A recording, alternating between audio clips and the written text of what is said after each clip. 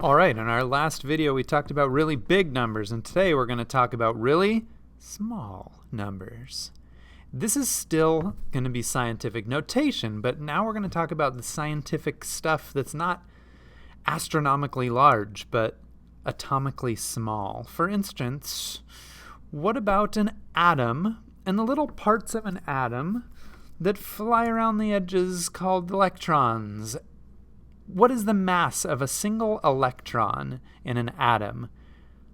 Well, you know that's really, really small, right? Because atoms themselves are small, and then the little parts of an atom are even smaller than that. So how large is an electron? Here's the mass of an electron. It is 0.00000. Whoa. Okay, here's the mass of an electron. That is a really, really, really tiny, tiny, tiny number. Point and then lots of 0.000000091093822. All right, so the question is, what do we do with really small numbers? Can we write really small numbers in scientific notation like we did with really big numbers? The answer is yes, we can, but there are lots of zeros here, but we can't just use powers of 10 as if this was a really big number, right? So we're going to have to do something different with powers of 10. Let's start with 10 to the first power. You know that that's 10. And you should know that 10 to the 0 power is 1, because anything to the 0 power is 1. All right, now I'm going to say, how about it's 1.0? Same thing, right? Yeah. Okay, what about 10 to the negative 1 power? Remember, 10 to the negative 1 power is 10 to the first power, but in the denominator. So it's 1/10. And we could also write 1/10 as a decimal. Same thing, right? Interesting. What about 10 to the negative 2? That's 10 squared, but it's 10 squared in the denominator because the negative, so it's 1/100th, which is the same as 1/100th. And we're starting to see some interesting things, like 10 to the negative 3 is 1/10 cubed, which is 1/1000th. And if we take these numbers and we line them up so that the decimal points are all lined up, what you notice is that the ones are moving backwards, aren't they? Or what we could say is, if you line up the ones, you could say that the decimal points are moving forward. Interesting. The decimal points are moving to the left each time. And if you look really closely, you might notice something curious here. For instance, the one at the bottom is 10 to the negative 3, and it happened to move 3 places to the left. The next one up moved 2 places to the left, and it's 10 to the negative 2. And then this one moved 1 place to the left, and it's 10 to the negative 1. Do you think that's just a coincidence? Wrong. It's not a coincidence. Of course that's on purpose. Of course they're supposed to work that way. And so if I asked you to find 10 to a negative power, you would just start with the number 1 and move the decimal to the left, however many places that exponent is. So here's your next practice problem. What do you think 10 to the negative 4 would come out to? If you need to rewind and look back at those other powers of 10, look at those. All right. Now, what if you had a number like 0.000000045? This is a really small number. A really small number. A tiny, tiny, tiny number. And this is written in standard notation.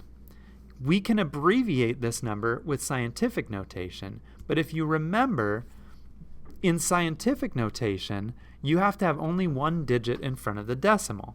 So we know that the decimal is going to try to move itself over between the 4 and the 5. So you have 4.5 times 10 to the something, but 10 to the what? Well, now all we have to do is use what we just saw about negative powers of 10 and count how many spots the decimal moved. 1, 2, 3, 4, 5, 6, 7, 8.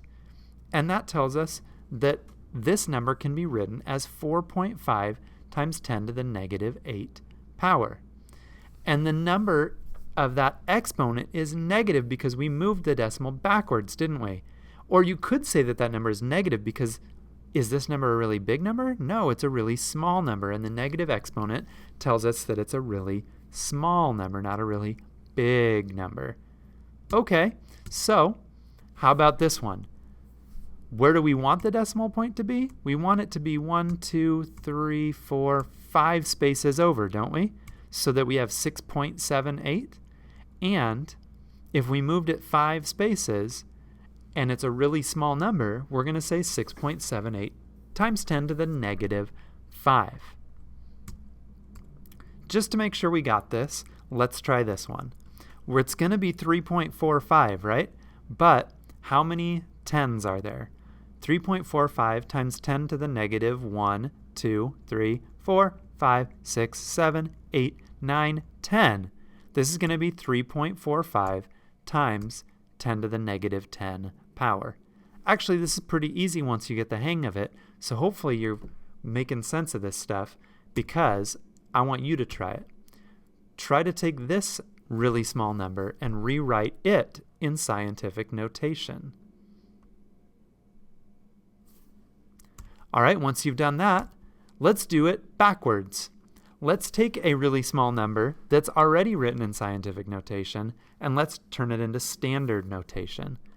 We know that we've got 4.31 times 10 to the negative 6, and the negative tells you that this is a really small number, not a really big number.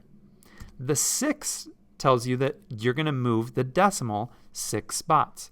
Now, are you going to move that decimal to the right or to the left? Well, in order to make this number a really small number, you're going to have to take the 431 and go from your starting place and move it left. 1, 2, 3, 4, 5, 6. There was our negative 6 exponent. But what do we do with all those spaces? Well, we fill them up with zeros, of course. And once we have all of our zeros there, we go ahead and put the decimal right at the beginning. And this number is 4.31 times 10 to the negative 6 power. It's a really small number. And it's written in standard notation. All right, how about 1.2 times 10 to the negative 4? We're going to do a 1 and a 2. And we're going to take the spot where the decimal is and we're going to move it 4 times. And we're going to fill in some zeros. And we're going to put a decimal. And it's as easy as that.